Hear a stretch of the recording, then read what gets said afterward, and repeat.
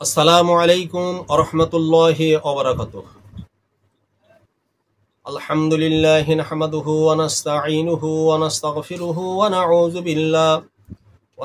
বিল্লাহি মিন শুরুরি আনফুসিনা ওয়া মিন সাইয়্যাতি আ'মালিনা মান ইয়াহদিল্লাহু ফালা মুদিল্লা লাহু ওয়া মান ইউদ্লিলহু ফালা হাদিয়া লাহু ওয়া নাশহাদু আল লা ইলাহা ইল্লাল্লাহু ওয়াহদাহু লা শারীকা লাহু ونشهد أن سيدنا وحبيبنا ونبينا ومولانا محمدا عبده ورسوله بسم الله الرحمن الرحيم إن الله وملائكته يصلون على النبي يا أيها الذين آمنوا صلوا عليه وسلموا تسليما اللهم صل على سيدنا مولانا محمد وعلى آل سيدنا مولانا محمد। শ্রদ্ধেয় সম্মানীয় সুধীজন,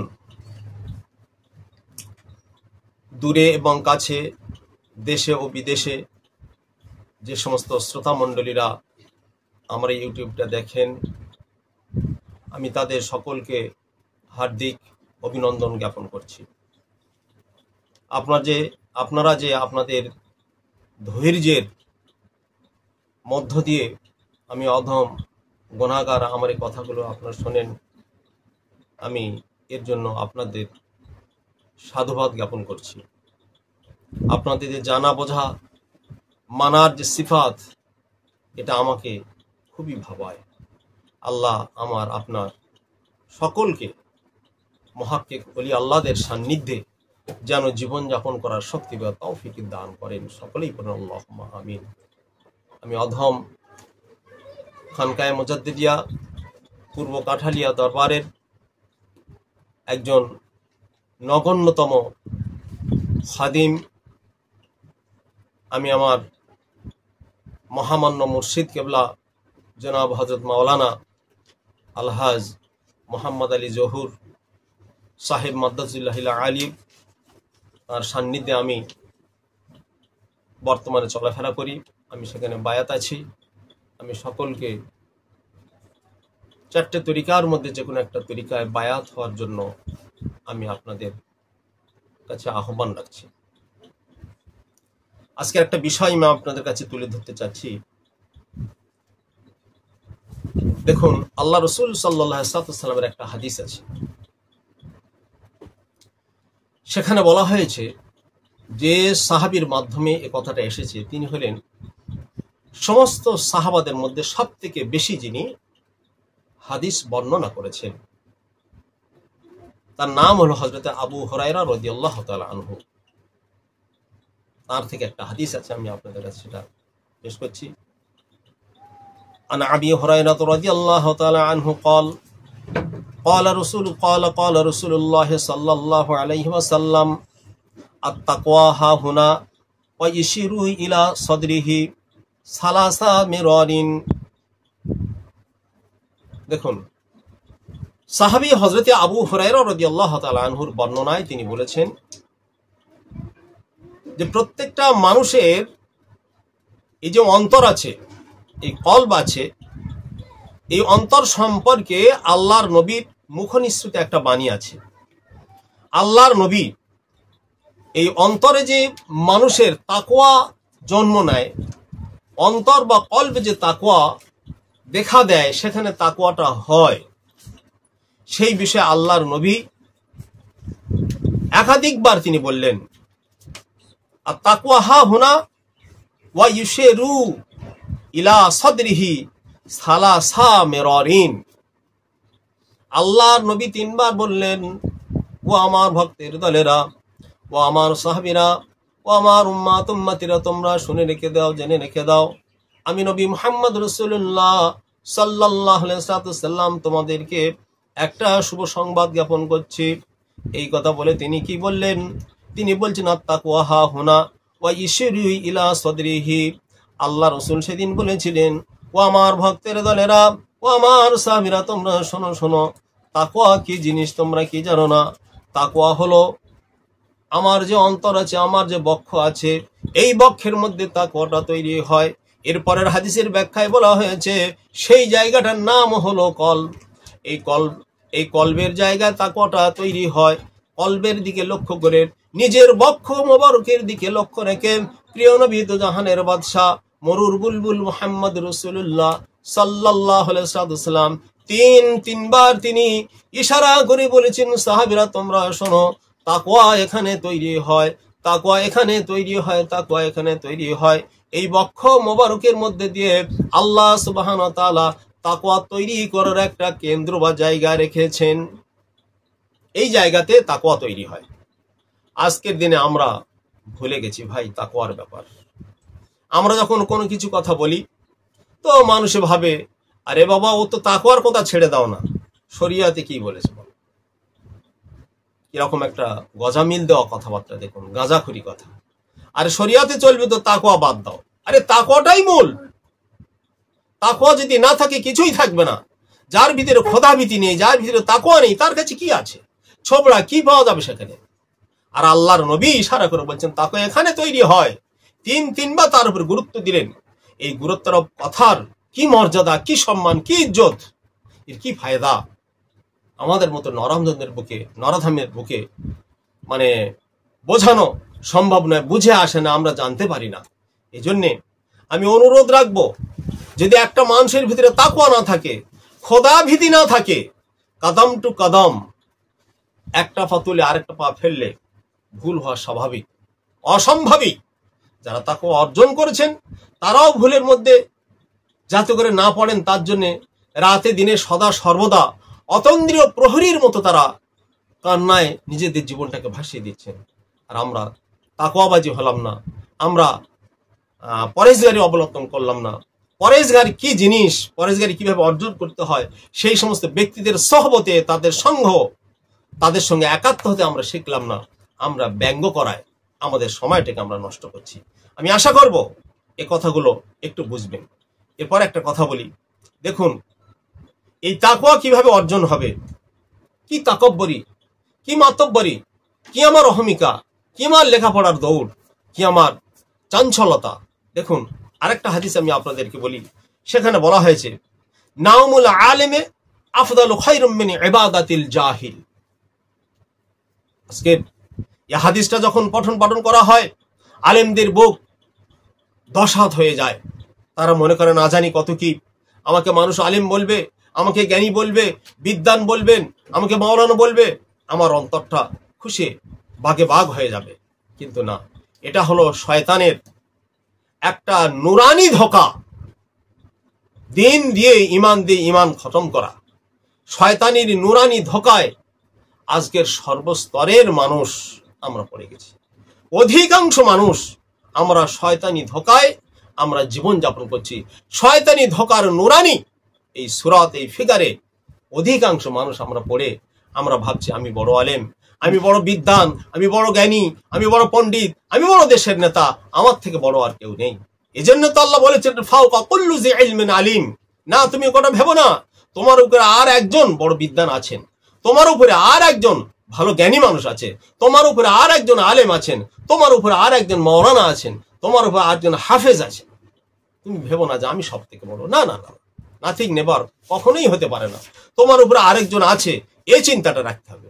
যদি আজকে সেই চিন্তা রাখতাম, তাহলে তো আমাদের চিন্তা ভাবনা, আমাদের দিক দিশা, আমাদের সমাজ আমরা অন্যরকম ভাবে তৈরি করতে পারতাম। সে জায়গায় আমরা অধিকাংশ মানুষ যেতে চাচ্ছি না। আজকের একটা আলেম বা মাওলানা যদি এই হাদিসটা পড়েন, অথবা কেউ যদি পড়িয়ে শোনান যে নাউমুল আলমে আফদালু খায়রুম মিন ইবাদিল জাহিল, ইবাদাতিল জাহিল। কোন জাহেল সাধারণ মানুষ যদি ঘুমায়, আর আলেম যদি, কোন জাহেল মানুষ যদি সারা রাত ধরে ইবাদত করে, আর সেই মুহূর্তে কোন ব্যক্তি যদি ঘুমিয়ে থাকেন, তিনি আলেম, তাহলে এই আলেমের ঘুম আর সাধারণ মানুষের ইবাদত 2 in 1। কথাটা সত্য। কথাটা সত্য। এখন আলিমের ডেফিনিশনে যদি আমরা যাই, এই আলেমের সংজ্ঞায় যদি যাই, এই মুসলিম বুদ্ধিজীবী জ্ঞানী গুলি ওলামাদের সংজ্ঞায় যদি যাই, তাহলে কিন্তু আমাদের অন্তর, আমাদের মন, আমাদের চিন্তা, আমাদের ভাবনা অনেকটা কম হয়ে আসে। তাহলে আমি কিন্তু সংকুচিত হব। এতক্ষণ পর্যন্ত আমি বর্ধিত হচ্ছিলাম, আমি অনেক দহরম মহরম করছিলাম, কিন্তু এর ব্যাখ্যায় যখন আসবো তখন বুঝতে পারবো যে না, আমি তো ওই ক্যাটাগরির আলেম মনে হয় না, ওই ক্যাটাগরির আলেম নন।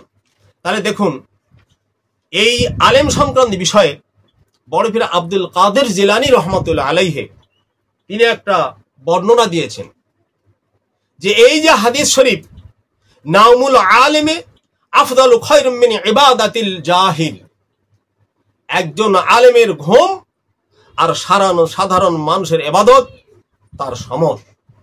এই যে আলেমের ঘুম আর সাধারণ মানুষের রাত জেগে ইবাদত দুটো এক, এই কথাকে সামনে রেখে বড় পীর আব্দুল কাদের জিলানী রহমাতুল্লাহ আলাইহে তিনি তার কিতাবে লিখেছেন, সেখানে তিনি পরিষ্কার বর্ণনা করেছেন, ওটা হলো ওই আলেম যে আলেম হলো ইলমে তাসাউফবিদ, যে আলেম হলো তরিকতপন্থী।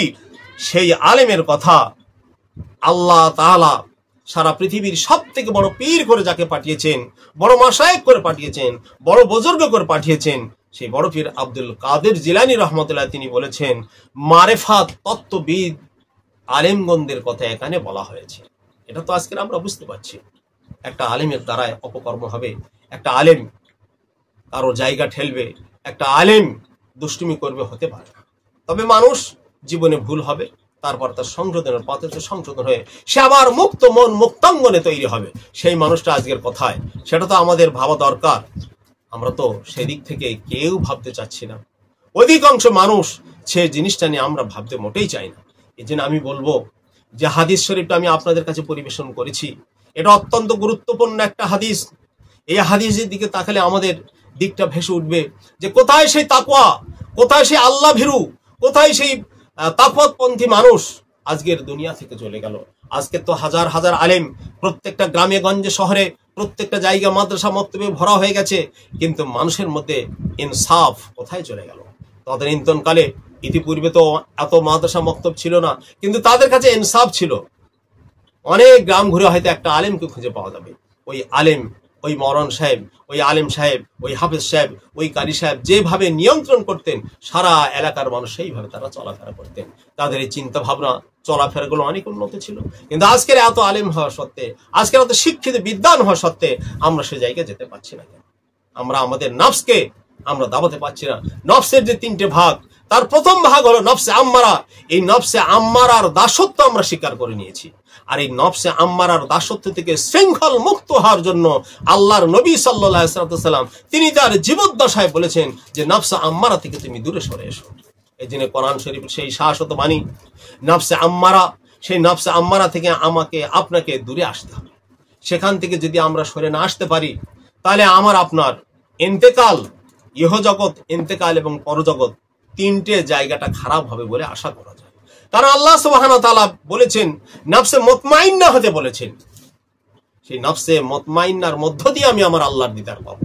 সেই নফসে মুতমাইন্না যদি আমাদের ভিতরে তৈরি না করতে পারি, সেই নফসে লাওমা যদি আমরা না যেতে পারি, নফসে মুলহিমাকে যদি আমরা টপকাতে না পারি, এই নফসে আম্মারা থেকে নফসে লাওমা, নফসে মুলহিমা, নফসে মুতমাইন্নায় গিয়ে শেষ পর্যন্ত আমরা পৌঁছে যেতে না পারি, তাহলে আমরা আর মানুষ হলাম কি করে? আমরা কিসের আলেম হলাম, কিসের বিদ্বান হলাম? কিন্তু বন্ধুগণ, আমরা হব কি করে? আমরা যে জায়গায় এই নফসানিয়াতের খাতরায় পড়ে আছি, আমরা ভেবেছি আমি নিজে পড়ে জেনে বুঝে আমি বড় পণ্ডিত হব। কোশ্চিনকালে কোনোদিন হবে না। তাহলে বড় পীর আব্দুল কাদের জিলানী রহমতুল্লাহ আলাইহি তিনি মাদ্রাসায় পড়ে ভালো যোগ্য আলেম হয়েছিলেন, তাহলে তিনি ওলি আল্লাহদের খোঁজ করতে তিনি যেতেন না। আজকের এই বঙ্গ আসামের, এই ভারতবর্ষের বড় বড় মাদ্রাসা আছে, সমস্ত মাদ্রাসা যারা কর্ণধার, সমস্ত মাদ্রাসার যারা কি বলে বিশেষ করে প্রতিষ্ঠাতা, আজ থেকে 50, 60, 100 বছর পূর্বে চলে যান, সেই সমস্ত মাদ্রাসার প্রতিষ্ঠাতারা যারা ছিলেন সকলেই পীর মাশায়েখদের সামনে দিকে নিজেদের জীবন তারা গঠন করতে পেরেছে। ফুরফুরা দাদা হুজুর পীর কেবলা রহমতুল্লাহ আলাইহি দেওবন্দের জনাব হযরত মাওলানা ইলিয়াস সাহেব, কাসেম নানতিবি, এমন করে রশিদ আহমদ গাঙ্গুরি, আশরাফ আলী থানভী রহমতুল্লাহ, এই সমস্ত প্রখ্যাত মানুষেরা প্রত্যেকেই তাদের জীবনে পীর মাশায়েখদের সান্নিধ্যে গিয়ে তারা মানুষ হয়েছেন। আজকের আমরা ভাবছি মাদ্রাসা করে মানুষ হব, না, নেভার নয়, কখনো নয়। মাদ্রাসা করে মানুষ হওয়া যায় না। মাদ্রাসা করে মানুষ হওয়ার পথটা কিছুটা দেখতে পাওয়া যায়, কিন্তু প্রকৃত মানুষ হতে গেলে আল্লাহ ওয়ালাদের সান্নিধ্যে এসে মানুষ হতে হয়। আল্লাহ সুবহানাহু ওয়া তাআলা আমাদের সকলকে পীর ওলি আল্লাহ, দারবেশ, মোকাম্মাল মুর্শিদদের সান্নিধ্যে জীবন যাপন করার শক্তি বা তৌফিক আমাদের সকলের প্রতি দান করুন। আমিন ও আখির দাওয়ানা আলহামদুলিল্লাহি রাব্বিল আলামিন। আসসালামু আলাইকুম ওয়া রাহমাতুল্লাহি ওয়া বারাকাতুহু।